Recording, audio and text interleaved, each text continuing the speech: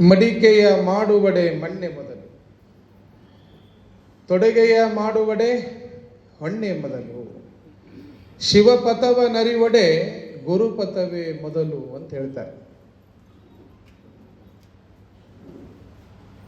ಪ್ರತಿಯೊಬ್ಬರ ಜೀವನದಲ್ಲೂ ಕೂಡ ಹಿಂದ್ಗಡೆ ಒಬ್ಬ ಗುರು ಇರಬೇಕಂತ, ಜೀವನದಲ್ಲಿ ಒಂದು ಗುರಿ ಇರಬೇಕಂತ. ಅವಾಗಲೇ ಬದುಕು ಅಂತಕ್ಕಂಥದ್ದು ಸಾರ್ಥಕ ಆಗ್ತದೆ. ಅದು ಯಾರೇ ಆಗಿರ್ಬೋದು, ಶಾಲೆಯಲ್ಲಿ ಪಾಠ ಹೇಳ್ತಕ್ಕಂಥ ಗುರುಗಳಾಗಿರ್ಬೋದು, ಮನೆಯಲ್ಲಿರ್ತಕ್ಕಂಥ ಹಿರಿಯರಾಗಿರ್ಬಹುದು, ಅಥವಾ ನಮ್ಮ ಆತ್ಮೀಯ ಸ್ನೇಹಿತರಾಗಿರ್ಬೋದು, ಅಥವಾ ನಮಗಿಂತಲೂ ಕೂಡ ವಯಸ್ಸಿನಲ್ಲಿ ಸಣ್ಣವರು ಕೂಡ ಜೀವನದ ಪಾಠವನ್ನ, ಬದುಕಿನ ಚಿಂತನೆಯನ್ನ ನಮಗೆ ಶಿಕ್ಷಣದ ರೂಪವಾಗಿ ಕೊಟ್ಟರು ಅಂತಂತಂದ್ರೆ ಅವರು ಗುರುಗಳಾಗ್ತಾರೆ. ಅದಕ್ಕೆ ಹೇಳ್ತಾನೆ ಸರ್ವಜ್ಞ, ಒಂದಕ್ಷರ ಕಲಿಸದಾತನೇ ಗುರು ಅಂತೇಳಿ. ಎಲ್ಲ ಗ್ರಹಗಳಲ್ಲಿ ಅತಿ ದೊಡ್ಡ ಗ್ರಹ ಗುರುಗ್ರಹ. ಈ ಸೃಷ್ಟಿಕರ್ತನಾಗಿರ್ತಕ್ಕಂಥ ಭಗವಂತನು ಕೂಡ ಮುನಿಸ್ಕೊಂಡ ಅಂತಂದ್ರೆ ಹರ ಮುನಿದರೆ ಗುರು ಕಾಯುವ ಅಂತ ಹೇಳ್ತಾರೆ. ಏನ್ರಿ, ಹರ ಮುನಿದ್ರು ಕೂಡ ಕಾಯ್ತಕ್ಕಂಥ ಶಕ್ತಿ ಇರೋದು ಯಾರಿಗೆ? ಗುರುವಿಗೆ ಮಾತ್ರ. ಹೀಗಾಗಿ ಈ ಎರಡು ಶಬ್ದದ ಈ ಒಂದು ಪದ ಐತಲ್ಲ, ಬಹಳ ಗಟ್ಟಿಮುಟ್ಟಾಗಿರ್ತಕ್ಕಂಥದ್ದು. ಏನಂಗಾರ ಗುರು ಅಂತಂದ್ರೆ ಏನು? ಗು ಅಂತಂದ್ರೆ ಕತ್ತಲು, ರು ಅಂತಂದ್ರೆ ಬೆಳಕು. ಕತ್ತಲೆಯಿಂದ ಬೆಳಕಿನಡೆಗೆ ಕರೆದುಕೊಂಡು ಹೋಗುವವನೇ ಗುರು ಅಂತಕ್ಕಂಥವನಾಗ್ತಾನೆ. ಪ್ರತಿಯೊಬ್ಬ ವ್ಯಕ್ತಿಯ ಜೀವನದಲ್ಲೂ ಕೂಡ ಒಬ್ಬ ಗುರುವಿನ ಪ್ರವೇಶ ಇದ್ದ ಇರ್ತದ. ಗುರು ಇಲ್ಲದ ಬದುಕಿಲ್ಲ. ಜೀವನದ ದಾರಿಯನ್ನ ತೋರಿಸ್ತಕ್ಕಂಥವನು ಗುರು. ಅದಕ್ಕೆ ಹೇಳ್ತಾರೆ, ಗುರು ತೋರಿಸದಲ್ಲದೆ ಕಾಣಿಸದನ್ನ ಸಾರೇ ಚೆಲ್ಲದ ಮುಕುತಿ. ಬದುಕಿನ ದಾರಿಯನ್ನ ತೋರಿಸ್ತಕ್ಕಂಥ ಶಕ್ತಿ ಇರೋದು ಯಾರಿಗೆ ಅಂತಂದ್ರೆ ಗುರುವಿಗೆ ಮಾತ್ರ. ಇಡೀ ಜಗತ್ತನ್ನ ಗೆದ್ದಿರ್ತಕ್ಕಂಥ ಅಲೆಕ್ಸಾಂಡರ್ ಇಡೀ ಜಗತ್ತನ್ನ ಗೆದ್ದು ತನ್ನ ದೇಶಕ್ಕೆ ಮರಳಿ ಹೋಗುವ ಮುಂದೆ ರಥದೊಳಗೆ ಹೋಗ್ತಾ ಇರ್ತಾನಂತ. ಒಂದಿಷ್ಟು ಸೈನ್ಯದ ತುಕಡಿಯನ್ನ ಕರ್ಕೊಂಡು ಹೋಗುವ ಮುಂದೆ ಪ್ರಧಾನಮಂತ್ರಿಯನ್ನ ರಥದೊಳಗೆ ಕುಣಿಸ್ಕೊಂಡು ಹೋಗುವಂತ ಸಂದರ್ಭದೊಳಗೆ ದಟ್ಟ ಕಾಡು ಅರಣ್ಯದೊಳಗೆ ಹಿಂಗ ಅಲೆಕ್ಸಾಂಡರ್ನ ರಥ ಹೋಗುವಂತ ಸಂದರ್ಭದೊಳಗೆ ದೂರದಲ್ಲಿ ಒಬ್ಬ ವ್ಯಕ್ತಿ ಗಡ್ಡವನ್ನ ಬಿಟ್ಟು ಮೈತುಂಬ ಗಲೀಜಾಗಿರ್ತಕ್ಕಂಥ ಬಟ್ಟೆ, ಹರಿದಿರುವಂತ ಬಟ್ಟೆ ಹಾಕೊಂಡು ಒಬ್ಬ ಭಿಕ್ಷುಕ ವೇಷಧಾರಿ ಬರ್ತಾ ಇರ್ತಾನೆ. ಇದನ್ನು ನೋಡಿರ್ತಕ್ಕಂಥ ರಾಜ ಅಲೆಕ್ಸಾಂಡರ್ ಒಂದು ಕ್ಷಣ ರಥವನ್ನು ತರಲಿಕ್ಕೆ ಹೇಳಿ ತನ್ನ ಪೋಷಾಕಗಳನ್ನೆಲ್ಲ ರಥದೊಳಗಿಟ್ಟು ತನ್ನ ಪಾದಕೆಗಳನ್ನು ಕೂಡ ರಥದೊಳಗ ಬಿಟ್ಟು ರಥ ಎಳೆದು ಓಡೋಡಿ ಹೋಗಿ ಆ ಭಿಕ್ಷುಕ ವೇಷಧಾರಿಗೆ ಹೋಗಿ ಸಾಷ್ಟಾಂಗ ನಮಸ್ಕಾರ ಹಾಕ್ತಾನಂತ. ಯಾರು? ರಾಜ ಅಲೆಕ್ಸಾಂಡರ್. ಇದನ್ನ ಅಲೆಕ್ಸಾಂಡರ್ನ ಮಂತ್ರಿ, ಪ್ರಧಾನಮಂತ್ರಿ ನೋಡ್ತಿರ್ತಾನೆ. ಇದೆಂತ ಆಶ್ಚರ್ಯ ಇದು! ಅರೆ, ನನ್ನ ರಾಜ, ಇಡೀ ಜಗತ್ತನ್ನ ಗೆದ್ದಿರ್ತಕ್ಕಂಥ ರಾಜ, ಒಂದು ದಿನ ತನ್ನ ಹಳದ ತಂದೆ ತಾಯಿಗಳಿಗೆ ಕೈ ಮುಗಿದ್ ನೋಡ್ಲಿಲ್ಲ, ಆದ್ರೆ ಯಾವುದೋ ಒಬ್ಬ ಭಿಕ್ಷುಕನಿಗೆ ಕಾಲು ಬಿದ್ದಾನಲ್ಲ, ಏನಿದು ವಿಚಿತ್ರ ಅಂತೇಳಿ ಮಂತ್ರಿಗೆ ಆಶ್ಚರ್ಯ ಆಗ್ತದ. ಕೆಲವು ಕ್ಷಣ ಆದ್ಮೇಲೆ ರಾಜ ಮತ್ತೆ ರಥದೊಳಗೆ ಬಂದ ಮೇಲೆ ಮಂತ್ರಿ ಕೇಳೇ ಬಿಡ್ತಾನಂತ ರಾಜರಿಗೆ, ಮಹಾರಾಜ, ಏನಿದು ನೀವು ಇವತ್ತು ಮಾಡಿದ್ದೇನಿದು? ಇಡೀ ಜೀವನದುದ್ದಕ್ಕೂ ಕೂಡ ಬಾಲ್ಯದಿಂದ ನಾನು ನಿನ್ನ ಜೊತೆಗಿದ್ದೀನಿ, ಒಂದು ದಿನಾನೂ ಕೂಡ ನಿನ್ನ ಹಡದ ತಂದೆ ತಾಯಿಗಳಿಗೆ ಕೈ ಮುಗಿದವಲ್ಲ, ಆದ್ರೆ ಯಾವುದೋ ಒಬ್ಬ ಭಿಕ್ಷುಕನಿಗೆ ನೀನು ಕಾಲು ಬಿದ್ದಲ್ಲ, ಯಾಕ ಅಂತ ಕೇಳಿದಾಗ ಅವಾಗ ರಾಜ ಅಲೆಕ್ಸಾಂಡರ್ ಎಂತ ಮಾತು ಹೇಳ್ತಾನೆ ಅಂದ್ರೆ, ಮಂತ್ರಿಗಳೇ, ಈ ಜಗತ್ತಿಗೆ ನನ್ನನ್ನ ತರಲಿಕ್ಕೆ ಪ್ರಯತ್ನ ಮಾಡಿದವರು ನನ್ನ ತಂದೆ ತಾಯಿಗಳು. ಈ ಜಗತ್ತೇನಾದ್ರೂ ನಾನು ನೋಡ್ತಾ ಇದ್ದೀನಿ ಅಂತಂತಂದ್ರ ಅದಕ್ಕೆ ಕಾರಣೀಕರ್ತರು ಯಾರು ಅಂದ್ರೆ ನನ್ನ ಹಡದ ತಂದೆ ತಾಯಿಗಳು. ಅವರು ದಾಂಪತ್ಯ ಜೀವನಕ್ಕೆ ಕಾಲಿಟ್ಟು ಅವರು ದಾಂಪತ್ಯದ ಸುಖ ಜೀವನವನ್ನು ಅನುಭವಿಸಿ ನನಗೆ ಜನ್ಮ ಕೊಟ್ಟರು. ಭಗವಂತನಿಂದ ನನ್ನನ್ನು ಭೂಮಿಗೆ ತರುವಂತ ಕೆಲಸ ಮಾಡಿದವರು ಯಾರು ಅಂದ್ರೆ ನನ್ನ ತಂದೆ ತಾಯಿಗಳು. ಆದ್ರೆ ಗೊತ್ತಿರಲಿ, ಕೇವಲ ನನ್ನ ತಂದೆ ತಾಯಿಗಳಿಗೆ ಭಗವಂತನಿಂದ ಭೂಮಿಗೆ ತರೋದಷ್ಟೇ ಗೊತ್ತಿತ್ತು ವಿನಃ ಭೂಮಿಯಿಂದ ಮತ್ತು ಭಗವಂತನ ಪಾದವನ್ನ ಹೋಗುವಂತಹ ಮುಟ್ಟುವಂತಹ ದಾರಿಯನ್ನು ಹೇಳಿಕೊಡುವಂತ ಶಕ್ತಿ ನನ್ನ ತಂದೆ ತಾಯಿಗಿಲ್ಲ. ಆ ಶಕ್ತಿ ಇರೋದು ನನ್ನ ಗುರುವಿಗೆ ಮಾತ್ರ. ಹೀಗಾಗಿ ಆತ ನನ್ನ ಗುರು ಅರಿಸ್ಟಾಟಲ್, ಅದಕ್ಕೆ ನಾನು ಅವನಿಗೆ ಕಾಲು ಬಿದ್ದೆ ಅಂತಕ್ಕಂಥ ಮಾತನ್ನ ರಾಜ ಅಲೆಕ್ಸಾಂಡರ್ ಹೇಳ್ತಾನೆ. ಅದಕ್ಕೆ ಪ್ರತಿಯೊಬ್ಬ ವ್ಯಕ್ತಿಯ ಜೀವನದಲ್ಲೂ ಕೂಡ ಒಬ್ಬ ಒಳ್ಳೆಯ ಗುರು ಸಿಗಬೇಕಾದ್ರೆ ಬಹಳ ಪುಣ್ಯ ಮಾಡಿರ್ಬೇಕು. ಗುರುವಿಗೆ ತಕ್ಕ ಶಿಷ್ಯನೂ ಸಿಗಬೇಕಾಗಿದ್ರೆ ಅಷ್ಟೇ ಪುಣ್ಯ ಮಾಡಿರ್ಬೇಕಂತ. ಎಷ್ಟೋ ಕಡೆಗೆ ನೋಡ್ತೀವಿ, ಒಳ್ಳೆ ಗುರುವಿಗೆ ಒಳ್ಳೆ ಶಿಷ್ಯ ಇರೋದಿಲ್ಲ, ಒಳ್ಳೆ ಶಿಷ್ಯನಿಗೆ ಒಳ್ಳೆ ಗುರುಗಳೇ ಸಿಗೋದಿಲ್ಲ. ಪರದಾಡ್ತಾ ಇರ್ತಾರೆ. ಅದಕ್ಕೆ ಪ್ರತಿಯೊಬ್ಬ ವ್ಯಕ್ತಿಯ ಜೀವನದಲ್ಲೂ ಗುರುವಿನ ಪಾತ್ರ ಬಹಳ ಮುಖ್ಯ ಆಗ್ತದೆ. ಅದಕ್ಕೆ ಗುರುವಿನ ಒಲುಮೆ ಆಗಬೇಕು, ಗುರುವಿನ ಅಂತಃಕರಣದ ಪ್ರೀತಿಯನ್ನು ಗಳಿಸ್ಬೇಕು. ನಾವು ನೆನೆಸ್ಕೊಳ್ತೀವಿ ನೋಡ್ರಿ, ಗುರು ಅಂತ ಅಂದ ತಕ್ಷಣ ನಮಗ ಹಾನಗಲ್ಲ ಕುಮಾರಶಿವ ಗುರು ಅಂತ ಕಂಡ್ರೆ ಶಿಷ್ಯರಾಗಿ ಪಂಚಾಕ್ಷರಿ ಗವಾಯಿಗಳನ್ನು ನಾವು ಸ್ಮರಣೆ ಮಾಡ್ತೇವೆ. ಗುರು ಅಂತಂದ್ರೆ ಸಿದ್ಧಾರೂಢರು ಅಂತಂದ ಮೇಲೆ ಸರಿಯಾದ ಶಿಷ್ಯನಾಗಿ ನಾವು ಗುರುನಾಥರೂಢರನ್ನ ಕರಿತೇವೆ. ಗುರು ಅಂತಂದ್ರೆ ರಾಮಕೃಷ್ಣ ಪರಮಹಂಸರನ್ನ ಕಂಡ್ರೆ ಶಿಷ್ಯರಾಗಿ ಸ್ವಾಮಿ ವಿವೇಕಾನಂದರನ್ನ ಕಾಣುತ್ತೇವೆ. ಅಷ್ಟೇ ಯಾಕ್ರಿ, ಗುರು ಅಂತಂದ್ರೆ ಗುರು ಗೋವಿಂದ ಭಟ್ರು ಅಂತಂದ್ರೆ ಶಿಷ್ಯರಾಗಿ ನಾವು ಯಾರನ್ನ ಕಾಣುತ್ತೇವೆ? ಶಿಶುನಾಳ ಶರೀಫರನ್ನ ಶಿಷ್ಯರನ್ನಾಗಿ ಕಾಣುತ್ತೇವೆ. ಹಿಂಗಾಗಿ ಗುರುವಿಗೆ ತಕ್ಕ ಶಿಷ್ಯ, ಶಿಷ್ಯನಿಗೆ ತಕ್ಕ ಗುರು ಸಿಗಬೇಕಾದ್ರೆ ಪೂರ್ವ ಜನ್ಮದ ಪುಣ್ಯ ಇರಬೇಕು. ಸುಮ್ಮನೆ ಸಿಗಂಗಿಲ್ಲ. ಗುರುವಿನ ಒಲಮೆ ಆಗಬೇಕಾದ್ರೆ, ಗುರುವಿನ ಪ್ರೀತಿಯನ್ನ ಗಳಿಸಬೇಕಾದ್ರೆ, ಗುರುವಿನ ಅಂತಃಕರಣವನ್ನ ಪಡಿಬೇಕಾದ್ರೆ ಬಹಳ ಪುಣ್ಯವನ್ನ ಮಾಡಿದವರಿಗೆ ಸಿಗ್ತಕ್ಕಂಥದ್ದು. ಅಂತಹ ಗುರುವಿನನ್ನ ಪಡ್ಕೊಳ್ಳಿಕ್ಕೆ ಎಷ್ಟೋ ತಪಸ್ಸನ್ನ ಧ್ಯಾನವನ್ನ ಮಾಡಬೇಕಾಗ್ತದೆ ಅಂತಕ್ಕಂಥದ್ದು. ಅಂತಹ ಗುರುವಿನ ಉಪದೇಶ, ಹೀಗಾಗಿ ಹೇಳ್ತಾರೆ ಪ್ರತಿಯೊಬ್ಬ ವ್ಯಕ್ತಿಯ ಜೀವನದಲ್ಲೂ ಕೂಡ ಗುರುವಾಗಿ ಮೊದಲು ಸಿಗತಕ್ಕಂಥದ್ದೇ ತಾಯಿಯೇ ಮೊದಲ ಗುರು, ಮನೆಯ ಮೊದಲ ಪಾಠಶಾಲೆ. ಪ್ರತಿಯೊಬ್ಬರಿಗೂ ತಾಯಿ ಮೊದಲ ಗುರು ಆಗ್ತಾಳಂತ ಮಗುವಿಗೆ. ಅಂತಹ ಗುರುವಿನ ಮಾರ್ಗದರ್ಶನದೊಳಗೆ ನಡೀತಕ್ಕಂತಹ ಪರಂಪರೆಯ ಬಾಲಕನಾಗಿರ್ತಕ್ಕಂಥ ಕಥಾನಾಯಕ ಹಾಲಯ್ಯ ಬಾಲ್ಯದೊಳಗೆ ತನ್ನ ಲೀಲೆಯನ್ನ ತೋರಿಸ್ತಾ ಇದ್ದಾನ. ಯಾವ ಮನೆಯ ವಾತಾವರಣದ ಪರಂಪರೆ ಆ ರೀತಿಯಾಗಿ ಆ ಹಾಲಯ್ಯನನ್ನ ಪರಿವರ್ತನೆಗೊಳಿಸದ, ಒಂದು ಕಡೆಗೆ ತಾಯಿಯಾದಂಥ ನೀಲಾಂಬಿಕೆಯ ಸೇವೆಯ ಪರಿಪೂಜೆ ಅಂತಕ್ಕಂಥದ್ದು. ಮಾವ ಅಂತಂದ್ರೆ ಮಾವಾಗಿ ನೋಡ್ತಿರ್ಲಿಲ್ಲ, ಕೊಟ್ರಪ್ಪಯ್ಯನನ್ನ ಸಾಕ್ಷಾತ್ ಹಡದ ತಂದೆಯಾಗಿ ನೋಡ್ತಿದ್ಲಂತ ನೀಲಾಂಬಿಕ ತಾಯಿ. ಇವತ್ತು ಯಾರದಾರ ಹೇಳ್ರಿ ನೋಡೋನು, ಅತ್ತಿ ಮಾವನ ಸೇವಾ ಮಾಡೋರು ಯಾರದಾರ್ರಿ? ಗೊತ್ತಿಲ್ದಂಗೆ ಏನ್ರಿ ಹಾಕಿ ಅತ್ತಿ ಮಾವನ ಕಳಿಸೋರು ಬಹಳ ಮಂದಿ ಅದಾರ. ಆದರೆ ನೀಲಾಂಬಿಕ ತಾಯಿ ಕೊಟ್ರಪ್ಪಯ್ಯನವರನ್ನ ತಮ್ಮ ಮಾವನನ್ನ ಮಾವನಾಗಿ ನೋಡಲಿಲ್ಲ, ಹಡದ ತಂದೆಯಾಗಿ ನೋಡಿದರು. ಯಾವ ರೀತಿಯಾಗಿ ನಮ್ಮ ಮನೆಯೊಳಗಿರ್ತಕ್ಕಂಥ ಹಿರಿಯರಿಗೆ ನಾವು ಗೌರವ ಕೊಡ್ತೀವೋ ಆ ರೀತಿಯಾಗಿ ಮಕ್ಕಳು ನಮಗೆ ಗೌರವ ಕೊಡ್ಲಿಕ್ಕೆ ಪ್ರಾರಂಭ ಮಾಡ್ತಾರ. ನಾವ ನಮ್ಮ ಮನೆಯಾಗಿರ್ತಕ್ಕಂಥವ್ರನ್ನ ಮುಂದೆ ಕುಂತ್ಕೊಂಡು ಆ ಮುದುಕಿ, ಆ ಮುದುಕ, ಆ ಮುದೋಡೆ ಅಂತೇಳಿ ಹಿಂಗೆ ಪದಗಳನ್ನ ಬಳಕೆ ಮಾಡಿ ಹಿರಿಯರನ್ನ ಅವಹೇಳನ ಮಾಡಿ ನಾವೇನಾದ್ರೂ ಮಾತನಾಡಿದರೆ ಮಕ್ಕಳು ಕೂಡ ಅದನ್ನ ಮುಂದೆ ಮಾಡೋದು ಕಲಿತಾರೆ. ಅದಕ್ಕೆ ಬಸವಣ್ಣ ಹೇಳ್ತಾನೆ, ನುಡಿದರೆ ಮುತ್ತಿನ ಹಾರದಂತಿರಬೇಕು, ನುಡಿದರೆ ಮಾಣಿಕ್ಯದ ದೀಪ್ತಿಯಂತಿರಬೇಕು, ನುಡಿದರೆ ಸ್ಫಟಿಕದ ಸಲಾಕೆಯಂತಿರಬೇಕು, ನುಡಿದರೆ ಲಿಂಗ ಮೆಚ್ಚಿ ಹೌದವದೆನ್ನಬೇಕು, ನುಡಿಯೊಳಗಾಗಿ ನಡೆಯದಿದ್ದರೆ ಕೂಡಲ ಸಂಗಮ ದೇವನೆಂತಲಿವನಯ್ಯ. ಈ ಮನುಷ್ಯನ ಜೀವ, ಈ ದೇಹ ಆಗಬೇಕಾದ್ರೆ ಪಂಚಭೂತಗಳಿಂದ ಆಗ್ಯದಂತೆ. ಪಂಚೇಂದ್ರಿಯಗಳಿಂದ ಆಗಿರ್ತಕ್ಕಂಥ ಈ ದೇಹ ಪಂಚಭೂತಗಳಲ್ಲಿ ಒಂದಾಗಿ, ಈ ಪಂಚೇಂದ್ರಿಯಗಳಿಂದ ಆಗಿರ್ತಕ್ಕಂಥ ಈ ದೇಹದೊಳಗ ಬಹುಮುಖ್ಯವಾಗಿರ್ತಕ್ಕಂಥ ಇಂದ್ರಿಯ ಯಾವುದು ಅಂತಂದ್ರೆ ನಾಲಿಗೆ. ಪಂಚೇಂದ್ರಿಯಗಳು ಅಂತಂದ್ರೆ ಯಾವ ಕರಿತೀವಿ ಹೇಳ್ರಿ ನೋಡೋಣ? ಕಣ್ಣು, ಕಿವಿ, ಮೂಗು, ನಾಲಿಗೆ, ಚರ್ಮ. ನೋಡ್ರಿ, ಎಲ್ಲ ಶಾನೆ ಅದಿರಿ ನೀವು. ಈ ಪಂಚೇಂದ್ರಿಯಗಳಿಂದ ನಿರ್ಮಾಣ ಆಗಿರ್ತಕ್ಕಂಥ ಶರೀರ ಇದು. ಈ ಪಂಚೇಂದ್ರಿಯಗಳಲ್ಲಿ ಬಹುಮುಖ್ಯವಾಗಿರ್ತಕ್ಕಂಥದ್ದು ಯಾವುದು ಅಂತಂದ್ರೆ ಈ ನಾಲಿಗೆ. ನೋಡ್ರಿ, ಎಲುಬಿಲ್ಲದ ನಾಲಿಗೆ. ನಾಲಿಗೆ ಒಳ್ಳೆಯದಾದರೆ ನಾಡೆಲ್ಲ ಒಳ್ಳೆಯದು. ಇದು ದೇಶಗಳ ಮಧ್ಯೆ ಜಗಳಾನು ಹಸ್ತತ್ರಿ, ಕೂಡಿಸ್ತೈತಿ. ಇದ ಭಾಳ ಕಿತ್ವಿ ಮಾಡೋದ್ರಿ. ಇದು ಭಾಳ ಹಿಡಿತದೊಳಗಿರ್ಬೇಕಂತ ಹೇಳ್ತಾರೆ. ನಾಲಿಗೆ ಯಾರು ಹಿಡಿತದೊಳಗಿರ್ತದಲ್ಲ ಅವರ ಬದುಕು ಬಹಳ ಚೆನ್ನಾಗಿ ನಡೀತದಂತಕ್ಕಂಥದ್ದು. ಸುಮ್ಮನೆ ನೋಡ್ಬೇಕು ನೀವು. ಯಾವ್ದಾರ ಒಂದು ಬಿಕ್ತನ ನೋಡಕ್ಕ ಯಾರ್ದಾರ ಮನೆಗೆ ಕನ್ಯಾ ನೋಡಕ್ ಬಂದಿರ್ತಾರೆ ಬೇರೆ ಊರವರು.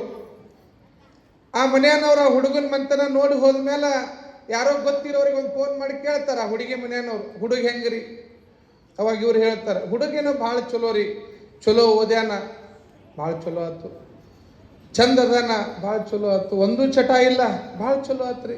ನೌಕರಿ ಮಾಡ್ತಾನ, ಚಲೋ ಅದಾನ, ಶಾನೆ ಅದಾನ, ಸಮಾಧಾನ ಅದಾನ, ಹಿರಿಯರಿಗೆ ಗೌರವ ಕೊಡ್ತಾನ, ಇಷ್ಟೆಲ್ಲ ಚಲೋ ಹೇಳ್ತಾರ್ರಿ. ಲಾಸ್ಟಿಗೆ ಆದ್ರ ಅಂತ ಬಂದ್ರೆ ಮುಗಿದ ಹೋತ್ರಿ. ಈ ಮೊದಲು ಹೇಳಿದ್ದೆಲ್ಲ ಸುಳ್ಳಾಗಿಬಿಡ್ತು. ಈ ಆದ್ರ ಅನ್ನೋದು ಒಂದು ಐತ್ ನೋಡ್ರಿ ಶಬ್ದ, ಮ್ಯಾಗಿಂದೆಲ್ಲ ಪಾಸಿಟಿವ್ ಎಲ್ಲ ಕಳೆದು ಬಿಡ್ತೈತ್ರಿ. ಹಂಗ ನಾಲಿಗೆ ಪರಿಶುದ್ಧವಾಗಿರ್ಬೇಕಂತ, ಮಾತು ಮುತ್ತಾಗಿರ್ಬೇಕು. ಒಬ್ಬೊಬ್ಬ ವ್ಯಕ್ತಿಯ ಮನಸ್ಥಿತಿಯನ್ನ, ವ್ಯಕ್ತಿತ್ವವನ್ನ ಎದರ ಮೇಲೆ ಕಂಡು ಹಿಡಿಬೋದು ಅಂತಂದ್ರೆ ಅವ ಮಾತನಾಡುವ ಮಾತಿನ ಮೇಲೆ ಕಂಡು ಹಿಡಿಬೋದದು. ಹೀಗಾಗಿ ಮಾತು ಬಲ್ಲವನಿಗೆ ಜಗಳವಿಲ್ಲ, ಊಟ ಬಲ್ಲವನಿಗೆ ರೋಗವಿಲ್ಲ ಅಂತ ಹೇಳ್ಯಾರ. ಸುಮ್ಮನೆ ಹೇಳಿಲ್ಲ ಹಿರಿಯರು. ಅದಕ್ಕೆ ಮಾತುಗಳನ್ನು ಹೆಂಗಿರಬೇಕು ಅಂತಂತಂದ್ರೆ ಬಹಳ ವಿಚಾರ ಮಾಡಿ ಮಾತುಗಳನ್ನು ಆಡ್ತಕ್ಕಂಥದ್ದಾಗಬೇಕಂತ. ಮನುಷ್ಯನ ವ್ಯಕ್ತಿತ್ವವನ್ನೇ ತೋರಿಸ್ತಕ್ಕಂಥ ಮಾತುಗಳು. ಒಂದೊಂದು ಮನೆತನಗಳನ್ನೇ ಜಗಳ ಹಸ್ತಕ್ಕಂಥವು ಮಾತುಗಳು. ಅದಕ್ಕೆ ಆ ಮಾತಿನ ಶುಚಿ ಯಾರೊಳಗಿರ್ತದ ಆ ವ್ಯಕ್ತಿಯ ವ್ಯಕ್ತಿತ್ವವನ್ನು ಅವು ಮಾತುಗಳು ಹೇಳಿಕೊಡ್ತಾವಂತ. ಆದ್ರೆ ಒಂದಿಷ್ಟು ಮಂದಿ ಖಾಲಿ ಪುಕ್ಷಟಿ ಕಟ್ಟಿ ಮ್ಯಾಲ ಏನೇನೋ ಮಾತಾಡ್ತಿರ್ತಾವ. ಕೆಲಸಿಲ್ಲ ಬಗಸಿಲ್ಲ, ಕಿಮ್ಮತ್ತಿನ ಮಾತುಗಳೇ ಗೊತ್ತಿರೋದಿಲ್ಲ, ಸುಮ್ಮನೆ ಮಾತಾಡೋದು. ದೇವರು ಮಾಲಿಗೆ ಕೊಟ್ಟಾನ ಅಂತಂದ್ರೆ ಸುಮ್ಮನೆ ಮಾತಾಡೋದು. ಒಂದು 3 ಮಂದಿ ಕುಂತಿದ್ರಂತ ಕಟ್ಟಿಗೆ, ಸುಮ್ಮನೆ ಕೆಲಸ ಇಲ್ಲದ ಕುಂತ ಮ್ಯಾಳ, ಅದು ಕಟ್ಟಿ ಮ್ಯಾಳ ಅಂತ ಇರ್ತಾವ್ರಿ ಊರಾಗ. ಈ ಊರಾಗ ಇಲ್ಲಿ ಬಿಡ್ರಿ, ನಾ ಬೇರೆ ಊರ ಸುದ್ದಿ ಹೇಳಾಕತ್ತೀನಿ. ಇವು 3 ಮಂದಿ ಕುಂತಿದ್ರಂತ, ಕೆಲಸ ಇಲ್ಲ ಬಗಸಿಲ್ಲ ಕುಂತಿದ್ದ. ಅದ್ರಾಗ ಒಬ್ಬ ಒಂದಂತ, ಏನಂತ, ಏ ದೋಸ್ತ್ರ್ಯ, ನಿಮ್ಗೊಂದು ವಿಷಯ ಗೊತ್ತೇನು? ಏನಪ್ಪ ಗೊತ್ತಿಲ್ಲ ಹೇಳು. ಏನಿಲ್ಲ, ಬಿಜಾಪುರದ ಗೋಳಗುಮ್ಮಟ್ ನೋಡಿರೇನು? ನೋಡಿವಿ. ಆ ಏನು ಬಿಜಾಪುರ ಗೋಳಗುಮ್ಮಟ್ ಐತಲ್ಲ, ಆ ಗೋಳಗುಮ್ಮಟ್ಗಿಂತ ದೊಡ್ಡದು ಗೆಣಸ ನಮ್ಮ ಮುತ್ಯ ಹೊಲದಾಗ ಬೆಳೆದಿತ್ತಂತ ಅಂತ ಒಬ್ಬ ಒಂದಂತ. ನಾನು ನಿಮ್ಮನ್ನು ಕೇಳ್ತೀನಿ, ಗೋಳಗುಮ್ಮಟ್ಗಿಂತ ದೊಡ್ಡ ಗೆಣಸು ಇರ್ಲಿಕ್ಕೆ ಸಾಧ್ಯದ ಏನು? ಸುಮ್ಮನೆ ಮಾತು. ಒಂದನೇದವ್ ಹಿಂಗನಾನ, ಎರಡನೇದವ್ ನಾಯಕ ಕಮ್ಮಿ ಆಗಲಿ ಅಂದವ. ಹೌದೋ ದೋಸ್ತ, ನಿಮ್ಮ ಅಜ್ಜ ಗೋಳಗುಮ್ಮಟಕ್ಕಿಂತ ದೊಡ್ಡ ಗೆಣಸು ಬೆಳೆದಿದ್ದ ಅಂತ ನಮ್ಮ ಅಜ್ಜು ಹೇಳ್ತಿದ್ದ. ಆದ್ರ ಆ ಗೆಣಸ ಹೊಲದಿಂದ ಮನೆಗೆ ತರಕ ನಮ್ಮ ಮನೆಯಾಗಿನ ಎತ್ತು ಹೋಗಿದ್ರಂತ ಅಂತೀವಂದ. ನೋಡು, ಹಂಗಾರೆ ಅದನ್ನು ಹೊರುವಂತ ಎತ್ತು ಹೆಂಗಿರ್ಬೇಕು? 3ನೇದವ ನಾ ಏನು ಕಮ್ಮಿ ಅಂದ ಅವನು. ಇವರಿಬ್ಬರಿಗೆ ಹೇಳಿದವ, ದೋಸ್ತ್ರ ನೀವು ಹೇಳೋದು ಕರೇನ ಐತಿ. ನಿಮ್ಮ ಅಜ್ಜ ಗೋಳಗುಮ್ಮಟದಟ್ಟು ಗೆಣಸು ಬೆಳೆದಿದ್ದು ಕರೆ, ಆ ಗೆಣಸು ಹೊಲದಿಂದ ಮನೆಗೆ ತರಾಕ ಎತ್ತು ನಿಮ್ಮ ಮನೆಯಾಗಿಂದ ಹೋಗಿದ್ದು ಕರೆ, ಆದ್ರ ಗೆಣಸು ಕುದಿಸಾಕ ನಮ್ಮ ಮನೆಯಾಗಿನ ಹಂಡೆ ತಗೊಂಡು ಹೋಗಿದ್ರಂತ ಅಂತೀವಿ 3ನೇದವ. ನಾನು ಹೇಳ್ತೀನಿ, ಏನು ಅರ್ಥದ ಇದ್ರೊಳಗ ಅಂತ. ಒಂದು ಮಾತಿನಿಂದ ಸಮಾಜವನ್ನು ಕೂಡಿಸ್ತಕ್ಕಂಥ ಮಾತಾಗಬೇಕು ವಿನಃ ಸಮಾಜವನ್ನು ಒಡಿತಕ್ಕಂಥ ಮಾತುಗಳಾಗಬಾರ್ದು. ನಮ್ಮಿಂದ ಈ ಸಮಾಜಕ್ಕೆ ಒಳ್ಳೆಯದನ್ನು ಹೇಳಲಿಕ್ಕೆ ಆಗದೆ ಇದ್ರೂ ಕೂಡ ಕೆಟ್ಟದ್ದನ್ನು ಹೇಳ್ತಕ್ಕಂಥ ಮನಸ್ಥಿತಿ ನಮ್ಮೊಳಗೆ ಬರಬಾರ್ದು. ದೇವರು ನಾಲಿಗೆ ಕೊಟ್ಟಾನ, ಕಣ್ಣು ಕೊಟ್ಟಾನ, ಕಿವಿ ಕೊಟ್ಟಾನ, ಕೈ ಕೊಟ್ಟಾನ ಅಂತಂದ್ರ ಪಾಪ ಕರ್ಮಾದಿಗಳನ್ನ ಮಾಡಲಿಕ್ಕೆ ಕೊಟ್ಟಿಲ್ಲ. ಅದಕ್ಕೆ ಹೇಳ್ತಾರೆ, ಕಣ್ಗಳು ತುಂಬಿದ ಬಳಿಕ ನೋಡಲಿಲ್ಲ, ಕಿವಿಗಳು ತುಂಬಿದ ಬಳಿಕ ಕೇಳಲಿಲ್ಲ, ಕೈಗಳು ತುಂಬಿದ ಬಳಿಕ ಪೂಜಿಸಲಿಲ್ಲ ಮಹಂತ ಕೂಡಲ ಸಂಗನ ಅಂತೇಳಿ. ಎಷ್ಟೋ ಮಂದಿಗೆ ಕೈ ಇಲ್ಲ, ಕಾಲಿಲ್ಲ, ಕಣ್ಣಿಲ್ಲ, ಕಿವಿ ಇಲ್ಲ. ಅದ್ರ ನಾವೆಲ್ಲ ಎಷ್ಟು ಪುಣ್ಯ ಮಾಡಿವ್ರಿ. ದೇವ್ರು ಎಷ್ಟು ಚಂದ ಹುಟ್ಸ್ಯಾನ ನಮ್ಮನ್ನ. ಕಣ್ಣು ಕೊಟ್ಟಾನ, ಕಿವಿ ಕೊಟ್ಟಾನ, ಕೈ ಕೊಟ್ಟಾನ, ಚಲೋ ನಾಲಿಗೆ ಕೊಟ್ಟಾನ. ಆದ್ರೆ ಚಲೋ ಬದುಕು ಮಾಡೋದು ನಮಗೆ ಗೊತ್ತಾಗ್ತಾ ಇಲ್ಲ. ನಮ್ಮ ಕೈಗಳು ದೇವರ ಮುಂದೆ ದೀಪ ಹಚ್ಚುವ ಕೈಗಳಾಗಬೇಕು ವಿನಃ ಮನೆಗೆ ಬೆಂಕಿ ಹಚ್ಚುವ ಕೈಗಳಾಗಬಾರ್ದು. ದೇವ್ರ ಜಗಲಿ ಮುಂದೆ ನಿಂತಿರ್ತಾನಿವ, ದೇವರಿಗೆ ಪ್ರಾರ್ಥನೆ ಮಾಡ್ತಿರ್ತಾನ, ದೇವರಿಗೆ ದೀಪ ಹಚ್ಚಿ ಹೇಳ್ತಾನ. ಏನ್ ಬೆಡ್ಕೊತಾನ್ರಿ? ಬಾಜುಕಿನ ಮನೆ ದೀಪ ಆರ್ಲಿ ಅಂತ ಬೆಡ್ತಿರ್ತಾನಿವ. ಇವನ ಮನೆಯ ದೇವರಿಗೆ ದೀಪ ಹಚ್ಚಿ ಬಾಜುಕಿನ ಮನೆ ದೀಪ ಆರ್ಲಿ ಅಂತಾನಿವ. ಇದೆಂತದ್ರಿ ಇದು? ಪಕ್ಕದ ಮನೆಯ ವ್ಯಕ್ತಿಗಿಂತಲೂ ಕೂಡ ಹೆಚ್ಚಿಗೆ ನಾನು ಬೆಳಿಬೇಕನ್ನುವಂಥದ್ದು ಸ್ವಾರ್ಥ ಅಲ್ಲ, ಅದು ಛಲ. ಆದ್ರ ನನಗಿಂತ ಅವನು ಕೆಳಗೆ ಹೋಗಲಿ, ಅವ ಹಾಳಾಗಲಿ ಅಂತ ಬಯಸ್ತಕ್ಕಂಥದ್ದು ಅದು ಸ್ವಾರ್ಥ ಆಗ್ತದೆ. ಆ ಸ್ವಾರ್ಥದ ಬದುಕು ನಮ್ಮದಾಗಬಾರ್ದು ಅಂತಕ್ಕಂಥದ್ದು. ಎಷ್ಟು ಚಂದ ಹೊಲದಾಗ ಯಾರೇ ಕಬ್ಬು ಬೆಳೆದಾರ, ಜೋಳ ಬೆಳೆದಾರ, ರಾಗಿ ಬೆಳೆದಾರ ಅಂತಂದ್ರೆ ನೋಡಿ ಖುಷಿ ಪಡ್ಬೇಕು. ಬಿಡ್ತೀವಿ, ಯಾರು ಇರ್ಲಾರ್ದಾಗ ಹೋಗಿ ಬಡ 2 ನಿಂಬೆ ಹಣ್ಣು ನೋಡಿ ಕುಂಕುಮ ಹಾಕಿ ಹೋಗೋದು ಬಂದ್ಬಿಡ್ತೀವಿ. ಶಿವಾಯ ಅವ ಆ ನಿಂಬೆ ಹಣ್ಣು ನೋಡಿ, ಯಪ್ಪ ನನಗೆ ಯಾರೋ ಮಾಡಿಸ್ಯಾರ ಅಂತ ಇವ ಹೊಂಟ ಮಟ ಅಡ್ಡಾಡಕ್ಕೆ. ಅಲ್ಲಿ ನೀರು ಹಾಸೋದು ಬಿಟ್ಟ, ಗೊಬ್ಬರ ಹಾಕೋದು ಬಿಟ್ಟ. ಅಜ್ಜರ ಯಾರೋ ನಿಂಬೆ ಹಣ್ಣು ಮಾಡಿ ಹೋಗದಾರ, ಸ್ವಲ್ಪ ಹೊತ್ತಿಗೆ ತೆಗೆದು ನೋಡ್ರಿ. ಇವ ಒಂದು ವಾರ 15 ದಿನ ಈ ಮಠಕ್ಕೆ ಅಡ್ಡಾಡ್ಕೊಂತ ಹೊತ್ತಿಗೆ ತೆಗ್ಸಾಕ್ ಹೋದ, ಅಲ್ಲಿ ಕಬ್ಬು ಒಣಗಿತ್ತು. ಆಮೇಲೆ ಊರಾಗಂತಾನ, ಏನೋ ಮಾರೇ ಕಬ್ಬು ಭಾಳ ಚಲೋ ಬಂದಿತ್ತು, ಯಾರೋ ನಿಂಬೆಹಣ್ಣು ಮಾಡಿ ಹೋಗೋದ್ರು, ಕಬ್ಬ ಒಣಗಿ ಹೊತ್ತು ನೋಡಿ. ಇವು ನೀರು ಹಾಕ್ಲಾರ್ದಕ್ಕೆ ಒಣಗಿರ್ತೈತಿ, ಆದ್ರೆ ಕರ್ಮ ನಿಮಿತ್ತ ಯಾರ ಮೇಲೆ ಇಟ್ಟ? ₹1 ನಿಂಬೆಹಣ್ಣು ಮೇಲೆ ಇಟ್ಟಿವ. ಈ ರೀತಿಯ ಮನಸ್ಥಿತಿಗಳು ಈ ಸಮಾಜದೊಳಗೆ ನಡೆಯಕತ್ತವ. ಈ ಅಂಧಕಾರವನ್ನು ತೊಳೆದು ಹಾಕಲಿಕ್ಕೆ ಹಾನಗಲ್ಲ ಕುಮಾರಶಿವಗಳ ಜನನ ಆಗ್ತದೆ. ಈ ಸಮಾಜದೊಳಗೆ ಹಾನಗಲ್ಲ ಕುಮಾರಶಿವಗಳ ಜನನ ಆಗ್ತದೆ. ಹೀಗಾಗಿ ಪ್ರತಿಯೊಬ್ಬ ವ್ಯಕ್ತಿಯ ವ್ಯಕ್ತಿತ್ವ ಅವನ ನಡೆ ಮತ್ತು ನುಡಿಯ ಮೇಲೆ ನಿರ್ಧಾರ ಆಗ್ತದಂತ. ಅದಕ್ಕೆ ಹೇಳ್ತಾರೆ ಬಸವಣ್ಣವರು, ನಡೆಯಲರಿಯದೆ ನುಡಿಯಲರಿಯದೆ ಲಿಂಗವ ಪೂಜಿಸಿ ಫಲವೇನು ಫಲವೇನು, ಅವರ ದುಃಖ ಎಣ್ಣ ದುಃಖ, ಅವರ ಸುಖ ಎಣ್ಣ ಸುಖ, ಕೂಡಲ ಸಂಗನ ಶರಣರ ಮನ ನೊಂದಡೆ ಆನು ಬೆಂದೆನಯ್ಯ ಆನು ಬೆಂದೆನಯ್ಯ ಅಂತ ಹೇಳ್ತಾರೆ. ಹೇಳೋದೊಂದು ಮಾಡೋದೊಂದು. ಅದಕ್ಕೆ ಹೇಳ್ತಾರೆ ನೋಡ್ರಿ, ಹೇಳೋದು ಆಚಾರ, ಇದು ಗೊತ್ತೈತೆ ನಿಮಗೆ? ನೋಡ್ರಿ, ಶಾನೆ ಇದ್ರಿ ನೀವು. ಹೇಳೋದು ಆಚಾರ, ತಿನ್ನೋದು ಬದನೆಕಾಯಿ. ಏನನ್ನ ಹೇಳ್ತೀವೋ ಅದರಂತೆ ನಡಿ, ಏನನ್ನ ನಡೀತೀಯೋ ಅದೇ ನುಡಿ, ಇದೇ ಜನ್ಮ ಕಡಿ ಅಂತಕ್ಕಂಥ ಮಾತು ಗುರು ಉಪದೇಶದೊಳಗಾಗ್ತದೆ. ಅಂತಹ ಜೀವನವನ್ನು ಬದುಕ್ತಾ ಇರ್ತಕ್ಕಂಥವನು ಚರಿತ್ರ ನಾಯಕನಾಗಿರ್ತಕ್ಕಂಥ ಹಾಲಯ್ಯ. ಬಾಲ್ಯದೊಳಗ ಬಾಲ್ಯ ಲೀಲೆಗಳನ್ನು ತೋರಿಸ್ತಿರ್ತಕ್ಕಂಥ ಹಾಲಯ್ಯನವರು ಮಕ್ಕಳೊಂದಿಗೆ ಆಟ ಆಡ್ತಾ ಇದ್ರಂತ. ಅವರಿಗೆ ಬಹಳ ಪ್ರೇಮ ಪ್ರೀತಿ ಆಟ ಯಾವುದು ಅಂದ್ರೆ ಗೋಲಿಗುಂಡ ಆಟ ಆಡೋದು. ಈಗೆಲ್ಲ ಬಿಡ್ರಿ, ಮೊಬೈಲ್ ಬಂದವ, ಈಗ PUBG ಆಟ ಬೇಕು ಹುಡುಗರಿಗೆ. ಮೊದಲೆಲ್ಲ ಮನೆಯೊಳಗ ಮಕ್ಕಳು ಯಾರೇ ಮನೆಯಾಗಿಂದ ಹಿರಿಯರು ಮನೆ ಬಿಟ್ಟು ಹೊರಗೆ ಹೊಂಟಿದ್ದು ಅಂದ್ರೆ ಹುಡುಗರು ಅಳ್ತಿದ್ದು, ಅಜ್ಜ ನಾನು ಬರ್ತೀನಿ, ಅವ್ವ ನಾನು ಬರ್ತೀನಿ ಅಂತ ಚೆಕ್ಕಿ ಬಡ್ದು ಅಳ್ತಿದ್ದವು. ಈ ಹುಡುಗರು ಕಣ್ಣು ತಪ್ಪಿಸಿ ಹಿರಿಯರ ಮನೆ ಬಿಟ್ಟು ಹೋಗೋದ ಬಹಳ ಕಷ್ಟ ಇತ್ತು. ಏನ್ರವ ಖರೇನ ಸುಳ್ರಿ ಇದು? ಮನೆಯಾಗಿರೋ ಮಕ್ಕಳನ್ನ ಕಣ್ಣು ತಪ್ಪಿ ಹೋಗ್ಸೋದ ದೊಡ್ಡ ಕತಿ ಇತ್ತು ನಿಮ್ದೆಲ್ಲ. ಅದಕ್ಕೆ ಹಿತ್ತಲು ಬಾಗಲ್ದಾಗ ಹಾಯಿಸಿ ಹೋಗ್ತಿದ್ರು ಯಾರೇ ಹೊರಗೆ ಹೋಗ್ಬೇಕಾದ್ರೆ. ಯಾಕ? ಮಕ್ಕಳು ಅಳ್ತಿದ್ದು ನಾನು ಬರ್ತೀನಿ ನಾನು ಬರ್ತೀನಿ ಅಂತ ಹೇಳಿ. ಆದ್ರೆ ಈಗ ಮಕ್ಕಳು ಮುಂದೆ ಹೋಗ್ತೀನಿ ಅಂದ್ರೆ ಮೊದಲು ಹೋಗಿರಂತಾರ ಅವ್ರು. ಹೋಗೋದು ಹೋಗ್ತೀರಿ, ಮೊಬೈಲ್ ಕೊಟ್ಟ ಹೋಗಿರಂತಾರ ಅವ್ರು. ಯಾಕೆ? ನಿಮ್ದು ಕಿರಿಕಿರಿ ಸಾಕಾಗಿರ್ತೈತೆ ಅವಕ್ಕೆ. ಅಭ್ಯಾಸ ಮಾಡು ಓದು, ಅಭ್ಯಾಸ ಮಾಡು ಓದು. ಸುಮತ್ಲ 3 ದಿನ ಅಲ್ಲ 1 ವಾರ ಹೋಗಿ ಮಮ್ಮಿ, ಫೋನ್ ಇಲ್ಲೇ ಕೊಟ್ಟು ಹೋಗಿ ಮಮ್ಮಿ. ಪ್ರೀತಿ ಸಂಬಂಧಗಳ ಬೆಲೆಯನ್ನು ಇವತ್ತು ನಾವು ಮಕ್ಕಳಿಗೆ ಕಲಿಸ್ತಾ ಇಲ್ಲ. ನಮ್ಮ ಮಕ್ಕಳಿಗೆ ನಾವೇ ತಪ್ಪು ದಾರಿಯನ್ನು ಹೇಳ್ಕೊಡಕತ್ತೀವಿ. ಅವ್ವ ಧರ್ಮಸ್ಥಳ ಸಂಘಕ್ಕೆ ಸಾಲ ತುಂಬುದಿರ್ತತಿ, ಸಾಲಗಾರ ಬರ್ತಾರ, ಏನು ಒಂದು ಒಕ್ಕೂಟ ಮಾಡಿರ್ತಾರಲ್ಲ, ಗುಂಪಿನ ಹೆಣ್ಮಕ್ಳು ಬರ್ತಾರೆ, ತಂಗಿ ಈ ವಾರದ ರೊಕ್ಕ ಕೊಡಂತೇಳಿ. ಅವು ಮನ್ಯಾಗೆ ಇರ್ತಾಳ, ಮಗಳಿಗೆ ಹೇಳ್ತಾಳ, ಅವು ಮನ್ಯಾಗ ಇಲ್ಲ ಅಂತೇಳು. ಸುಳ್ಳು ಹೇಳಕ್ಕೆ ಕಲಿಸ್ತವ್ರು ಯಾರು ಮಕ್ಕಳಿಗೆ? ನಾವ. ಅಪ್ಪ ಜಳಕಕ್ಕೆ ಹೋಗಿರ್ತಾನೆ, ಅವಾಗ ರೊಕ್ಕ ಬೇಕಾಗಿರ್ತೈತೆ. ನೋಡಿ ನಿಮ್ಮ ಅಪ್ಪ ಜಳಕಕ್ಕೆ ಹೋಗ್ಯಾನ, ಹೋಗ್ಯಾನ ಮಮ್ಮಿ. ಹಂಗಾರೆ ನಿಮ್ಮ ಅಪ್ಪನ ಕಿಶದಾಗ ಎಷ್ಟು ರೊಕ್ಕದ ತಕ್ಕೊಂಬ ಗೊತ್ತಿಲ್ದಂಗೆ ತುಡುಗು ಮಾಡೋದು ಕಲಿಸ್ತವ್ರು ಯಾರ್ರಿ? ನಾವು. ಮತ್ತೆ ಹೇಳೋದ್ರಿ, ಕಳಬೇಡ ಕೊಲಬೇಡ ಹುಷಿಯ ನುಡಿಯಲು ಬೇಡ, ಮುನಿಯ ಬೇಡ ಅಣ್ಯರಿಗೆ ಅಸಹ್ಯ ಪಡಬೇಡ. ಇವೇನು ಪುಸ್ತಕದಾಗ ಇಟ್ಕೊಂಡು ನೋಡಕ್ಕೆ ಕೊಟ್ರನ್ನು ಬಸವಣ್ಣವ್ರು? ಇದನ್ನು ಸಪ್ತ ಸೂತ್ರಗಳನ್ನು ಕೊಟ್ಟಂತ ಬಸವಣ್ಣವರು ಸುಮ್ಮನೆ ಓದಿ ಪುಸ್ತಕ ಮಡಿಚಿಡಕ್ಕಲ್ಲ, ಬದುಕಿನೊಳಗೆ ಅಳವಡಿಸ್ಕೊಳ್ಳಿ. ನಮ್ಮ ಸ್ವಾರ್ಥಕ್ಕಾಗಿ ಮಕ್ಕಳ ಭವಿಷ್ಯವನ್ನು ಹಾಳು ಮಾಡ್ತಾ ಇದ್ದೀವಿ ನಾವು.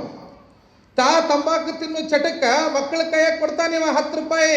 ಹೋಗು ಶೆಟ್ರ್ ಅಂಗಡಿಗೆ ಹೋಗಿ ಪಾನ್ ಪರಾಕ್ ತಗೊಂಡು ಬಾ, ವಿಮಲ್ ಚೀಡ್ ತಗೊಂಬ ಅಂತ ಕೊಡ್ತಾನ. ಕೊಟ್ಟ ಮ್ಯಾಲ ₹1 ಕೊಡ್ತಾನ. ಈ ₹1 ನೀ ಪೇಪರ್ ಮಿಟ್ಟಿ ತಗೋ.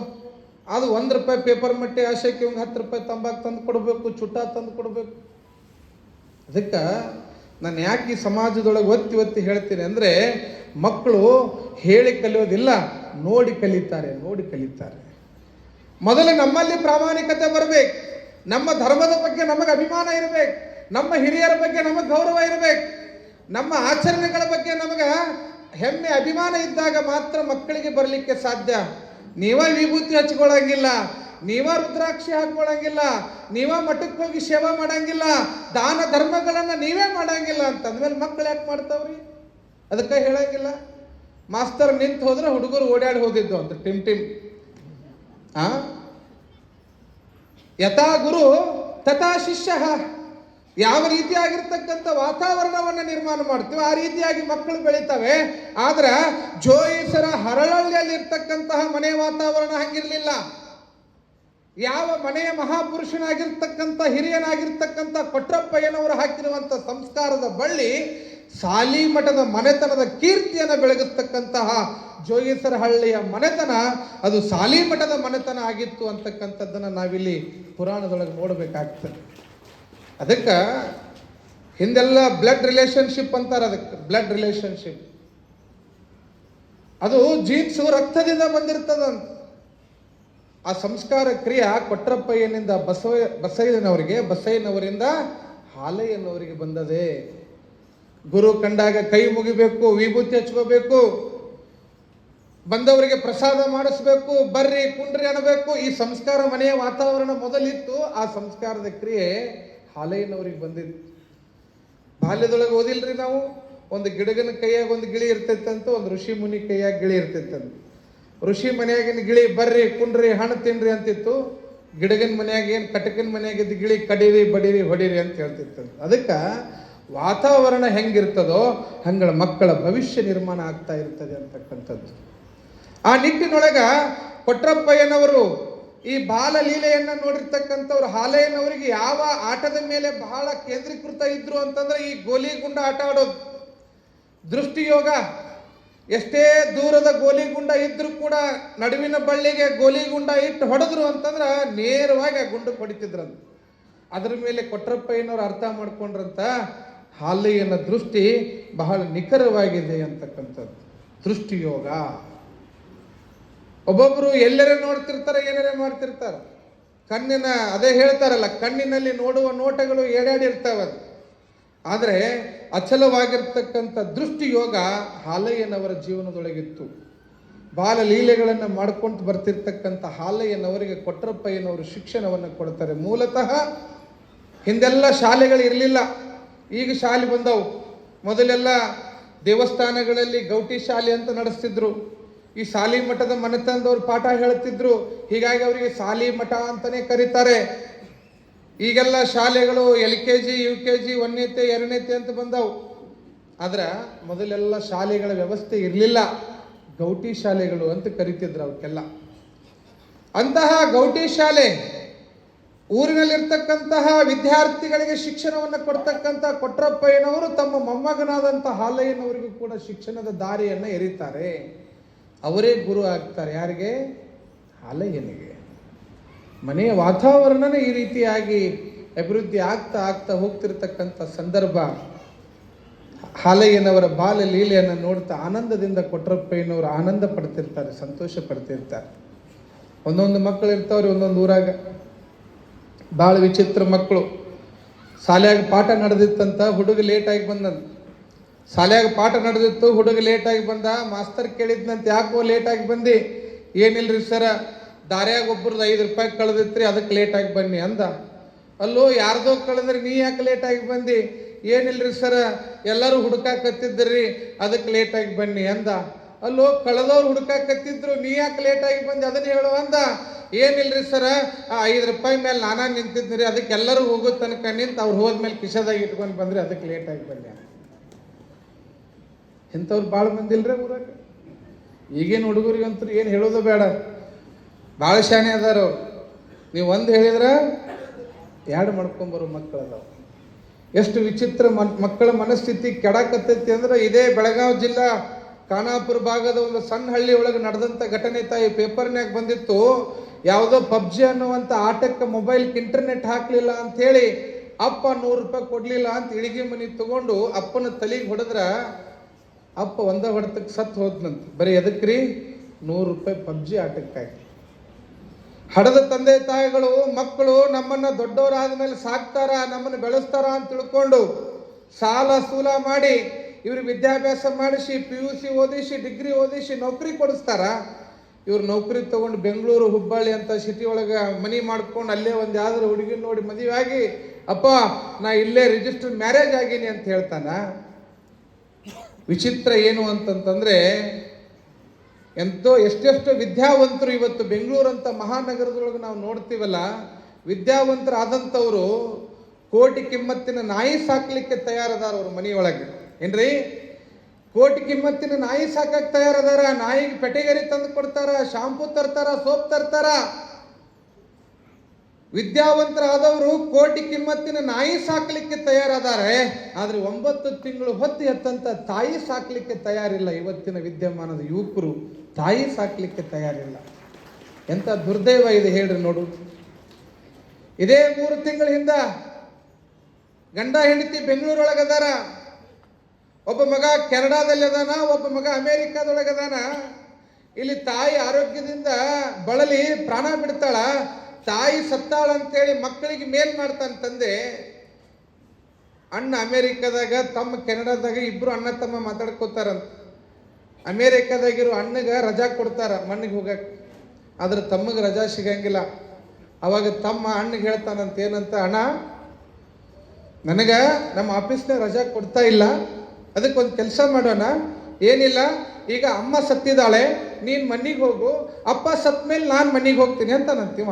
ಯಾರಿಗೆ ಒಪ್ಪಂದು ನೋಡ್ರಿ ಹೆಂಗದ ಇವು ಓದ್ಲಿ ಅಂತೇಳಿ ಪಾಪ ಅವು ಸಾಲ ಮಾಡಿ ಉಪವಾಸ ಮಾಡಿ ಕೆನಡಾಕ್ಕೆ ಅಮೇರಿಕಾ ಕಳಿಸಾವು.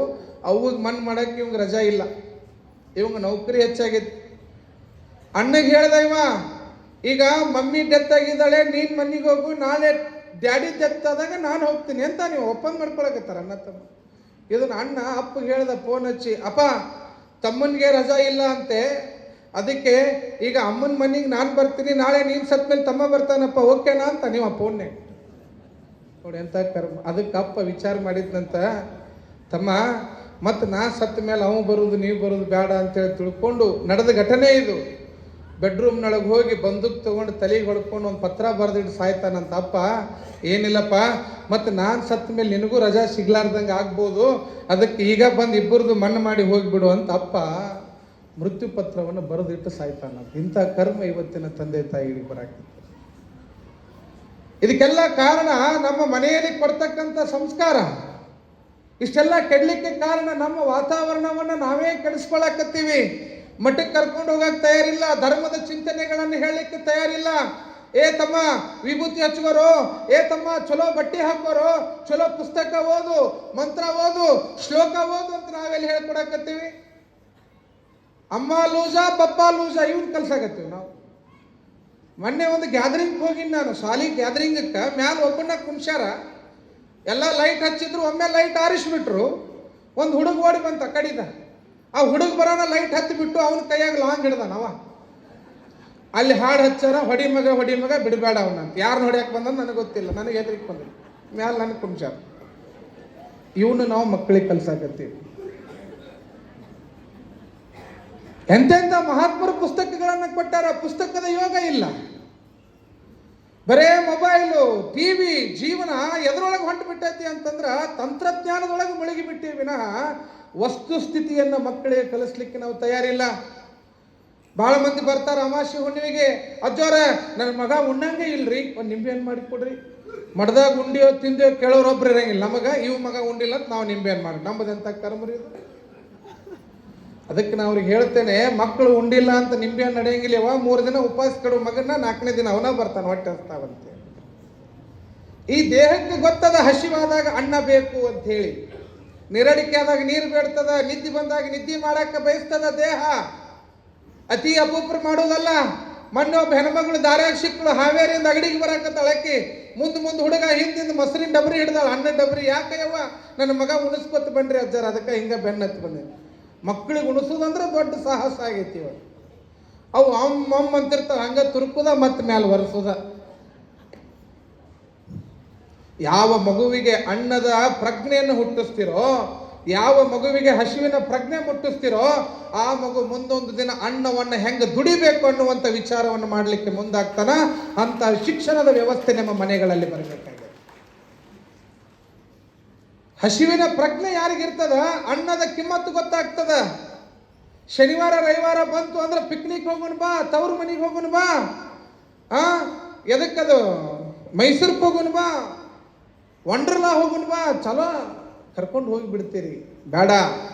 ಮೊನ್ನೆ ಹುಬ್ಬಳ್ಳಿ ಒಳಗೆ ಒಂದು ಮಕ್ಕಳ ಸೆಮಿನಾರ್ ನಡೆದ್ರ ಒಂದು ಹುಡುಗ ಕೇಳಿದೆ ನಾನು, ಹಾಲು ಎಲ್ಲಿ ಬರ್ತಾವಪ್ಪ ಅಂತ ಕೇಳಿದ್ರೆ ಪಾಕೆಟ್ನಾಗ ಬರ್ತಾವಂತ. ನಾವ ಇವತ್ತಿನ ಮಕ್ಕಳಿಗೆ ಹಾಲು ಎಲ್ಲಿ ಬರ್ತಾವಂತ ಗೊತ್ತಿಲ್ಲ, ಮೊಸರು ಹೆಂಗೆ ಆಗ್ತೈತಿ ಗೊತ್ತಿಲ್ಲ, ಬೆಣ್ಣೆ ಹೆಂಗೆ ತಯಾರು ಮಾಡ್ತಾರೆ ಗೊತ್ತಿಲ್ಲ, ಬರೀ ತುಪ್ಪ ತಿನ್ನಿಸ್ಕೊಂಡ್ರೆ ಸಾಕತ್ತೀರಿ ಅವ್ರನ್ನಟ್ಟ.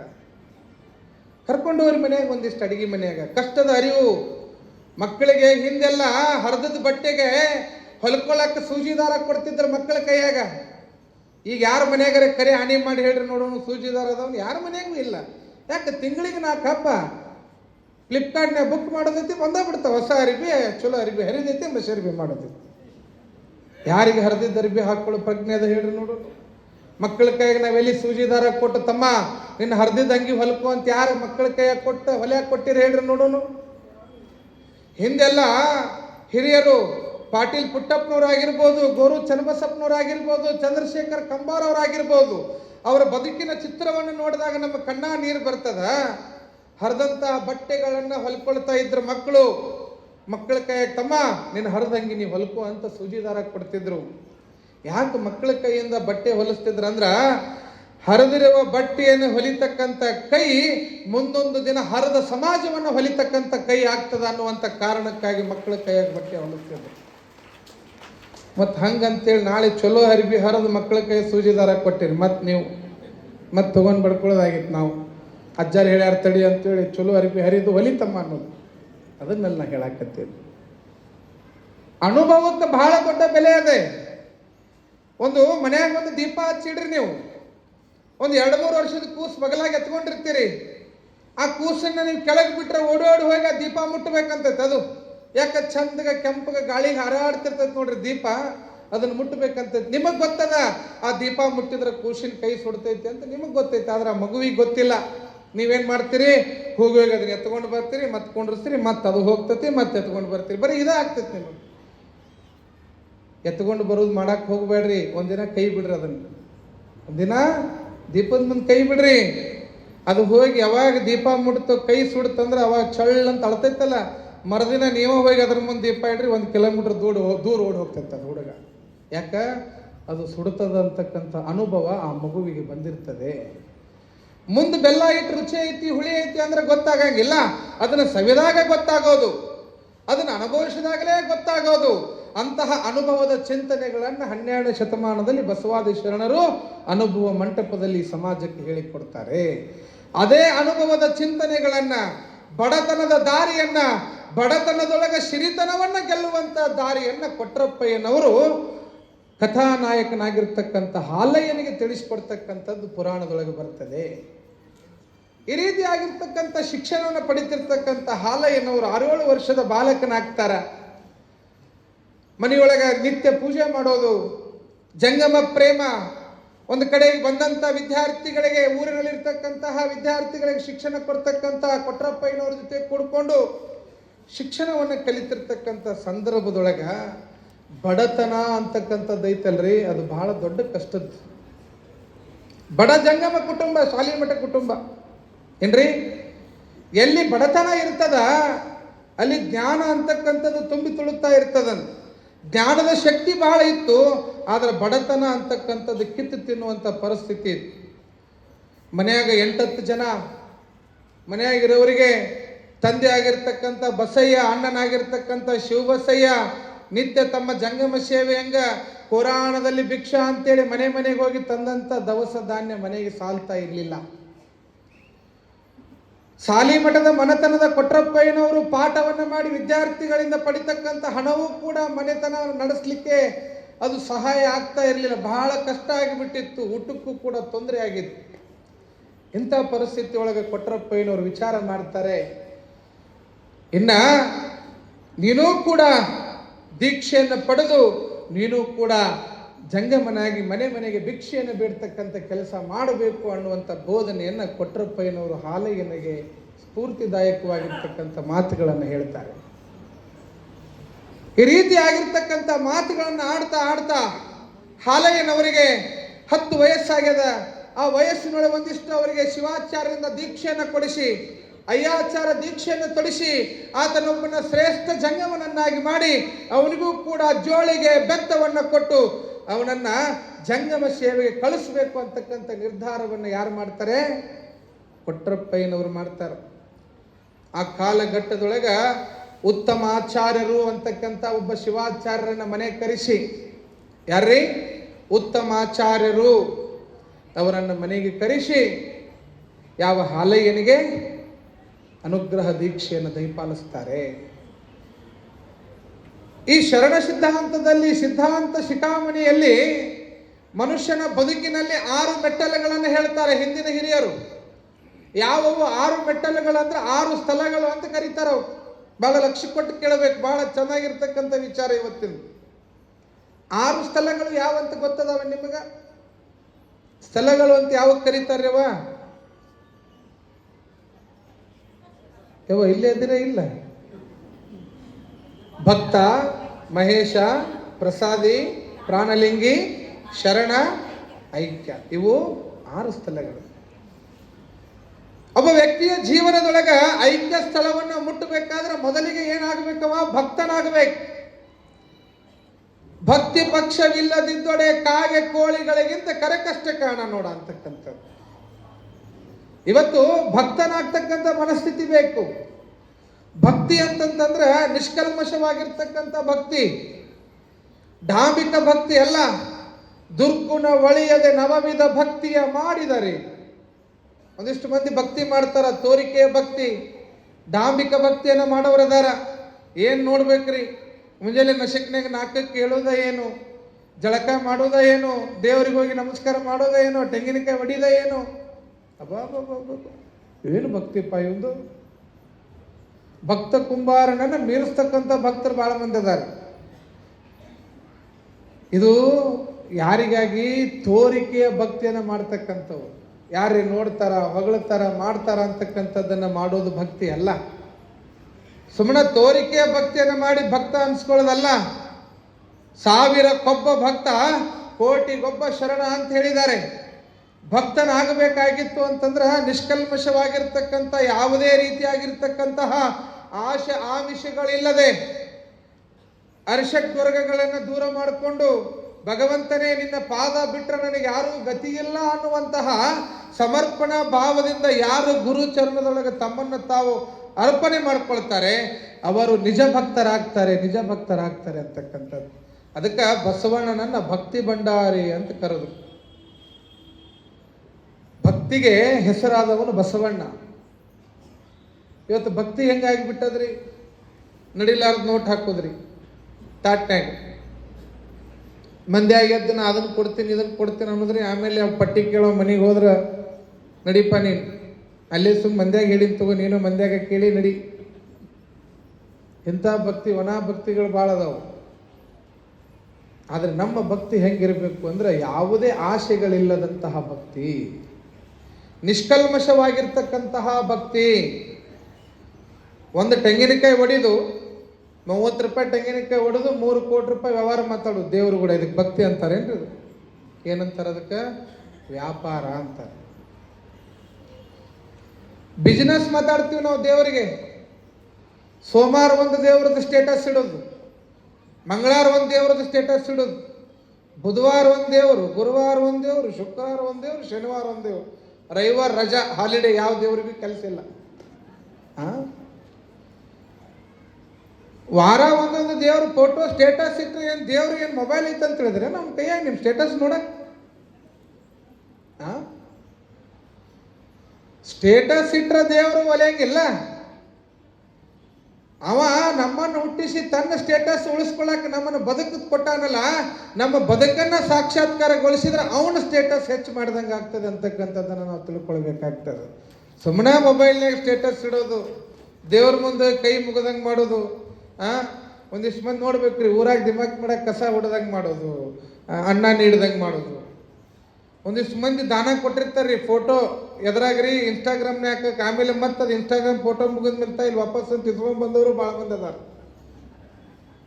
ತೋರಿಕೆಯ ಭಕ್ತಿ. ಅದಕ್ಕೆ ಭಕ್ತಿ ಅನ್ನುವಂಥದ್ದು ಹೆಂಗಿರಬೇಕು ಅಂದ್ರೆ ನಿಷ್ಕಲ್ಮಶವಾಗಿರ್ತಕ್ಕಂಥ ಭಕ್ತಿ ಇರಬೇಕು. ಯಾವುದೇ ಫಲಾಪೇಕ್ಷೆಗಳಿರಬಾರ್ದು. ದೇವರ ಮುಂದೆ ಯಾವುದೋ ಒಂದು ಆಶೆ ಇಟ್ಟುಕೊಂಡು, ಯಾವುದೋ ಒಂದು ತೋರಿಕೆ ಬೇಡಿಕೆಯನ್ನು ಇಟ್ಟುಕೊಂಡು ಭಕ್ತಿ ಮಾಡುವಂಥದ್ದಲ್ಲ. ಯಾವ ಭಕ್ತಿಯನ್ನು ಬೇಡ್ತಾನೆ ಭಗವಂತ ಅಂತಂತಂದ್ರೆ ಯಾವುದನ್ನು ಕೇಳದೆ, ಯಾವುದನ್ನು ಬೇಡದೆ ತನ್ನನ್ನು ತಾನು ಯಾರು ಗುರುವಿನ ಪಾದದೊಳಗೆ ಅರ್ಪಣೆ ಮಾಡ್ಕೊಳ್ತಾರೆ ಅದು ನಿಜ ಭಕ್ತಿ ಆಗ್ತದೆ. ಅಂತಹ ಭಕ್ತ ಸ್ಥಳನಾಗಬೇಕಂತಕ್ಕಂಥದ್ದು ಸ್ಥಳದೊಳಗೆ ಭಕ್ತ ಸ್ಥಳ. ಅದರ ಮುಂದಿನ ಮಹೇಶ್ವರ ಸ್ಥಳ. ಅರ್ಷಡ್ ವರ್ಗಗಳನ್ನು ದೂರ ಮಾಡಿಕೊಂಡು ಭಕ್ತಿಯಿಂದ ಏಕನಿಷ್ಠೆ ಒಳಗೆ ಮನಸ್ಸನ್ನು ಏಕಾಗ್ರತೆ ಆಗಿಸಿಕೊಂಡು ಗುರು ಕೊಟ್ಟಿರುವಂತ ಲಿಂಗವನ್ನ ಏಕಾಗ್ರತೆಯಿಂದ ಪೂಜೆಯನ್ನು ಮಾಡಿ ಮಹೇಶ್ವರ ಸ್ಥಳದಲ್ಲಿದ್ದು ಅರಿಷಡ್ ವರ್ಗಗಳಿಂದ ದೂರ ಇರ್ತಾನಲ್ಲ, ಆತ ಮಹೇಶ್ವರನಾಗ್ತಾನೆ. ಒಂದೇ ದೇವರನ್ನ ಆರಾಧನೆ ಮಾಡ್ತಕ್ಕಂಥದ್ದು. ಗಣಪತಿದು 21 ದಿನ ವ್ರತ ಮಾಡಂತ ಹೇಳ್ಯಾರ. ಎದಕ್ಕೆ? ನಿನ್ನ ಗಂಡಗೆ ನೌಕರಿ ಸಿಗತೈತೆ ಅಂತೇಳಿ 21 ದಿನ ಮಾಡೋದ್ರಿ. 22ನೇ ದಿನಕ್ಕೆ ಗಂಡಗೆ ನೌಕರಿ ಬರಲಿಲ್ಲ ಅಂದ್ರೆ ಮತ್ತೆ ಗಣಪತಿನ ಬಿಡೋದು, ಅವ್ರ ಅಪ್ಪನ ಹಿಡಿಯೋದು, ಮತ್ತೆ ಶಿವಪ್ಪನ ಹಿಡಿಯೋದು, ಮತ್ತು ಆ ದೇವರ ಹೆಸರಲ್ಲಿ 21 ದಿನ ಪೂಜೆ ಮಾಡೋದು. ಮತ್ತು ಆಮೇಲೆ 21 ದಿನ ಮಾಡೋದ್ರಿ, ಅದು ದೇವರ ಆಶೀರ್ವಾದ ಆಗಲಿಲ್ಲ, ನೌಕರಿ ಬರಲಿಲ್ಲ, ಶಿವಪ್ಪನ ಬಿಡೋದು, ಹೆಂಡತಿ ಹಿಡಿದು ಪಾರ್ವತಿ ದೇವಿ ಮತ್ತೆ ಅಕ್ಕಿದ ಪೂಜೆ ಮಾಡೋದು. ಅದಕ್ಕೆ ನಂಬಿಕೆ ಇರಬೇಕು. ನಂಬಿ ಕರೆದರೆ ಓ ಎನ್ನೆನೆ ಶಿವನು, ನಂಬದೆ ನೆಚ್ಚದೆ ಬರದೆ ಕರೆವರು ನಂಬಲರಿಗರು ನಿಮ್ಮ ಕುಲಜರು.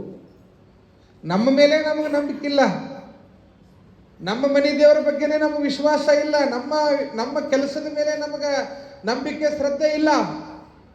ಯಾರೋ ಹೇಳಿದ್ದನ್ನ ಕೇಳೋದು, ಯಾರೋ ಏನೋ ಅಂತಾರ ಅಂತ ಬದುಕೋದು, ಯಾರೋ ಏನೋ ಮಾತಾಡ್ತಾರ ಅಂತ ಭಯದಿಂದ ನಿಲ್ಲೋದು ಬೇಡ. ಅಚಲವಾಗಿರ್ತಕ್ಕಂಥ ನಿಷ್ಕಲ್ಮಶವಾಗಿರ್ತಕ್ಕಂಥ ಭಕ್ತಿಯ ನಂಬಿಕೆ ಯಾರೊಳಗಿರ್ತದ, ಭಗವಂತನು ಕೂಡ ಭಕ್ತನನ್ನು ಹುಡುಕೊಂಡು ಬರ್ತಾನೆ ಅಂತಕ್ಕಂಥದ್ದು ಆ ಶಕ್ತಿ ಭಕ್ತನೊಳಗಿರ್ತದೆ. ಅದಕ್ಕೆ ಬೇಡ್ರ ಕಣ್ಣಪ್ಪನ ಚರಿತ್ರೆ ತಾವು ಕೇಳಿದಿರಿ, ಭಕ್ತ ಕುಂಬಾರನ ಕಥೆಯನ್ನು ಕೇಳಿದಿರಿ. ಸಾಕ್ಷಾತ್ ಭಗವಂತನೇ ಭಕ್ತನನ್ನು ಹುಡುಕೊಂಡು ಬರುವಂತಹ ಅದೆಷ್ಟೋ ಲೀಲೆಗಳನ್ನು ಕೇಳಿದಿರಿ. ಅಂತಹ ಭಕ್ತಿ ನಿಮ್ಮದಾಗಿರ್ಬೇಕು. ಬಹಳ ಮಂದಿ ಭಕ್ತಿ ಮಾಡ್ತಾರೆ ನೋಡ್ಬೇಕ್ರಿ. ತಿರುಪತಿಗೆ ಹೋಗಿರ್ತಾರೆ ಇವರು, ಧರ್ಮಸ್ಥಳಕ್ಕೆ ಹೋಗ್ತಾರ, ಏನು ಕೊಟ್ಟು ಬರ್ತಾರೆ? ಎಲ್ಲಿವ ಕೂದ್ಲ ಕೊಟ್ಟು ಬರ್ತಾರೆ. ಯಾಕೆ ಹೇಳ್ರಿ ನೋಡೋಣ, ಮತ್ತೆ ತಿಂಗಳಾಗನ ಬರ್ತಾವ, ಅದಕ್ಕೆ ಕೊಟ್ಟು ಬರ್ತಾರೆ. ಯಾಕೆ 2 ಕೈದಾಗ ಒಂದು ಕೈ ಕತ್ತರಿಸಿ ಯಾಕೆ ಕೊಟ್ಟು ಬರಬಾರ್ದು? ತಿಮ್ಮಪ್ಪಗ ಭಕ್ತಿನೇ ಐತಲ್ಪ, ನಿನಗ ಭಾಳ ಭಕ್ತಿ ಐತಲ್ಪ ಯಪ್ಪ. ಕೂದ್ಲಾ ಬಿಟ್ಟಿರ್ತಾರ, ಯಾಕೆ ಕೂದ್ಲಾ ಬಿಟ್ಟೆ? ತಿಮ್ಮಪ್ಪಗೆ ಕೊಡಾಕ್ ಬಿಟ್ಟೇನ್ರಿ. ಅದು ಏನಪ್ಪ ಬಾಬಾ, ಇವಾಗ ಕೂದ್ಲಾ ಕೊಟ್ಟು ಬಂದ್ರೆ ದೊಡ್ಡ ಭಕ್ತಿ ಆಗೈತಿ ಒಂದು. ಯಾಕ? ನಿಮಗೆ ಗೊತ್ತೈತಿ, ಕೂದ್ಲಾ ಕೊಟ್ರ ಅದಕ್ಕೆ ಗೊಬ್ಬರ ಬೇಡ, ನೀರು ಬೇಡ, ಏನೂ ಬೇಡ, ತಾನ ಬೆಳಿತೈತಿ. ಅದು ತಿಂಗಳ ಅನ್ನೋದ್ರಾಗ ಬರ್ತೈತಿ. ಯಾಕೆ 10 ಬಳ್ಳದ, ಯಾಕೆ ಹೋದಾಗ ಒಂದೊಂದು ಬಳ್ಳಿ ಯಾಕೆ ಕತ್ತರಿಸ್ಕೊಟ್ಟು ಬರಬಾರ್ದಪ್ಪ? ತಿಮ್ಮಪ್ಪಗ ಕೊಟ್ಟು ಬರ್ರಿ ನೋಡೋಣ, ಭಕ್ತಿ ಇದ್ದವ. 2 ಕಣ್ಣು ಅದಾವಪ್ಪ, 1 ಕಣ್ಣು ಕೊಟ್ಟು ಬರ್ರಿ. ಹೌದಂತೆ, ನಾನು ಭಕ್ತಿ ನಿಮ್ಗೆ ಅದಿಲ್ಲ. ಸುಮ್ಮನೆ ಯಾರೋ ಹೇಳ್ತಾರಂತ ಮಾಡೋದು, ಯಾರೋ ನೋಡ್ತಾರಂತ ಮಾಡೋದು, ಏನೋ ಸಿಗತೈತೆ ಅಂತ ಮಾಡೋದು, ಯಾರೋ ಹೊಗಳ್ತಾರಂತ ಮಾಡೋದು, ಅದು ಭಕ್ತಿ ಆಗೋದಿಲ್ಲ. ಆದರೆ ಭಕ್ತಿಯ ಮನಸ್ಥಿತಿ ಲಿಂಗದೊಳಗ ತನ್ನನ್ನು ತಾನು ಅರ್ಪಣೆ ಮಾಡಿಕೊಳ್ತಕ್ಕಂಥದ್ದು. ಗುರು ಕೊಟ್ಟಿರುವಂತ ಲಿಂಗ ಮಧ್ಯಂ ಜಗತ್ಸರ್ವಂ ಏನ್ರಿ? ಲಿಂಗ ವಿಭೂತಿ ರುದ್ರಾಕ್ಷಿ ಅದು ಜಾತಿ ಜೋತಕ ಅಲ್ಲ. ನಾವು ಅದನ್ನು ಜಾತಿಗೆ ಸೀಮಿತ ಮಾಡಿಬಿಟ್ಟಿವಿ. ಜಾತಿ ಜೋತಕವಲ್ಲವು. ಅವ್ರು ಇದ ಜಾತಿಯವರ ಲಿಂಗ ಕಟ್ಕೋಬೇಕು, ಇವರ ವಿಭೂತಿ ಹಚ್ಕೋಬೇಕು ಅಂತ ಎಲ್ಲಿಯೂ ಇಲ್ಲ. ಎಂತಹ ಪರಿಸ್ಥಿತಿ ಇವತ್ತಿಗೆ ಬಂದದ ಅಂತಂದ್ರ, ಗುರು ಕೊಟ್ಟಿರುವಂತ ಲಿಂಗವನ್ನ ದೇಹದಲ್ಲಿ ಪ್ರಾಣ ಹೋದ್ರೂ ಕೂಡ ಲಿಂಗ ಬಿಡಬಾರ್ದು ಅಂತ ಹೇಳ್ತಾರೆ. ಏನ್ರಿ? ನಮ್ಮನ್ನ ಕುಣ್ಯಾಗ ಕುಂಡ್ರಸೋ ಮುಂದೆ ನಿನ್ನ ಬಂಗಾರ ಕಸ್ಕೋತಾರ, ನಿನ್ನ ಮೈ ಮ್ಯಾಗಿನ ಬಟ್ಟಿ ಕಸ್ಕೋತಾರ. ಆದ್ರೆ ವೀರಶೈವ ಲಿಂಗಾಯತ ಪರಂಪರೆ ಒಳಗ ನಿಮ್ಮನ್ನು ಕುಣ್ಯಾಗಿಟ್ಟಾಗ ನಿಮ್ಮ ಹಡದ ತಂದೆ ತಾಯಿಗಳು ಹೆಂಡತಿ ಮಕ್ಕಳು ಬರಂಗಿಲ್ಲ. ನಿಮ್ಗೆ ಗುರು ಕೊಟ್ಟಂತ ಲಿಂಗ ಮಾತ್ರ ನಿಮ್ಮೊಟ್ಟಿಗೆ ಬರ್ತದ. ಅದಕ್ಕೆ ಲಿಂಗಾಯತರು ಲಿಂಗವಂತರಾಗ್ತಕ್ಕಂಥ ಮನಸ್ಥಿತಿ ನಮ್ಮೊಳಗೆ ಬರಬೇಕು. ಅದಕ್ಕೆ ಹೇಳ್ತಾರೆ, ಕಟ್ಟಿದ ಲಿಂಗವ ಬಿಟ್ಟು ಬೆಟ್ಟದ ಲಿಂಗಕ್ಕೆ ಹೋಗಿ ಹೊಟ್ಟೆ ಒರಿ ಒಂಬುವ ಲೊಟ್ಟ ಮಾನವರಿಗೆ ಎಡಪಾದ ರಕ್ಷೆಯ ತೆಗೆದುಕೊಂಡು ಲೊಟನೆ ಹೊಡಿಯಂದ ನಮ್ಮ ಅಂಬೇಗರ ಚೌಡಯ್ಯ. ಗುರು ಕೊಟ್ಟಿರುವಂತ ಲಿಂಗ ಪೂಜೆ ಮಾಡ್ಲಿಕ್ಕೆ ತಯಾರಿಲ್ಲ. ಎಷ್ಟೋ ಲಿಂಗಗಳು, ಗೂಟದ ಲಿಂಗ, ಜಗಲಿ ಲಿಂಗ ಅದಾವ್ರಿ. ಅದಾವ ನೀವು ಗೂಟ, ಈ ಮನೆಯಾಗ ಗೂಟ ಇರ್ತಾವಲ್ರಿ, ಅವು ಗೂಟಕ್ಕೆ ಹಾಕಿದ್ದು ಗೂಟದ ಲಿಂಗ, ಜಗಲಿ ಮೇಲೆ ಇಟ್ಟಿದ್ದು ಜಗಲಿ ಲಿಂಗ ಅದಾವನ್ರಿ. ಗೂಟದ ಲಿಂಗ, ಜಗಲಿ ಲಿಂಗ ಅಲ್ಲ, 4 ಗುರ್ಲಿಂಗ ಬಿಡ್ರಿ. 4 ಗುರ್ಲಿಂಗ, ಗೂಟದ ಲಿಂಗ, ಜಗಲಿ ಮೇರು ಜಗಲಿಂಗ. ಕೇಳಿದವ್ರು ಎಲ್ಲಾ ಲಿಂಗ ಆಗ್ಬಿಟ್ಟಿವಿ ನಾವು. ಎಷ್ಟು ಅತ್ಯದ್ಭುತವಾಗಿರ್ತಕ್ಕಂಥ ಲಿಂಗದ ಪರಿಕಲ್ಪನೆಯನ್ನು ನಮ್ಮ ಹಿರಿಯರು ಕೊಟ್ಟಿದ್ದಾರೆ. ವಿಶ್ವದ ಕುರುಹಾಗಿ ಲಿಂಗ ಕೊಟ್ಟಿದ್ದಾರೆ. ಅಷ್ಟಾವರಣಗಳೇ ಅಂಗವಾಗಿ, ಪಂಚ ಆಚಾರಗಳೇ ಪ್ರಾಣವಾಗಿ, ಷಟಸ್ಥಲಗಳೇ ಆಚಾರವಾಗಿ ಮನುಷ್ಯ ಬದುಕ್ತಕ್ಕಂಥ ಸರಳೀಕರಣದ ಬದುಕನ್ನ ಭಗವಂತ ಅಂತ ಮಹಾತ್ಮರು ನಮಗೂ ಕೊಟ್ಟರು ಕೂಡ ನಮಗ ಮೋಕ್ಷದ ದಾರಿಯನ್ನು, ಐಕ್ಯದ ದಾರಿಯನ್ನು ಮುಟ್ಲಿಕ್ಕೆ ನಾವು ತಯಾರಿಲ್ಲ. ಗುರು ಕೊಟ್ಟಿರುವಂತ ಲಿಂಗ ಪೂಜೆಯನ್ನು ಮಾಡುವಂತ ಮನಸ್ಥಿತಿ ಇಲ್ಲ. ಲಿಂಗ ಕಟ್ಕೊಂಡ್ರೆ ಏನಂತಾರೋ ಏನೋ, ವಿಭೂತಿ ಹಚ್ಕೊಂಡ್ರೆ ಏನಂತಾರೋ ಏನೋ, ರುದ್ರಾಕ್ಷಿ ಹಾಕೊಂಡ್ರೆ ಏನಂತಾರೋ ಏನೋ ಅನ್ನುವಂಥ ಭಾವನೆ ಒಳಗ ನಮ್ಮ ಧರ್ಮದ ನಿಂದನೆಯನ್ನೇ ನಾವೇ ಮಾಡ್ತಾ ಇದ್ದೇವೆ ವಿನಃ ಅದಕ್ಕೆ ಗೌರವ ಕೊಡುವಂಥ ಕೆಲಸವನ್ನು ನಾವು ಮಾಡ್ತಾ ಇಲ್ಲ. ಅದಕ್ಕೆ ಲಿಂಗ ಪೂಜೆಯ ನೀನು ಮಾಡಲಿಲ್ಲೋ ಮಂಗ, ಅದಕ್ಕ ಒಲಿಲಿಲ್ಲೋ ನಿನಗ ಕೂಡಲ ಸಂಘ ಅಂತ ಹೇಳ್ತಾರೆ ಶರಣರು.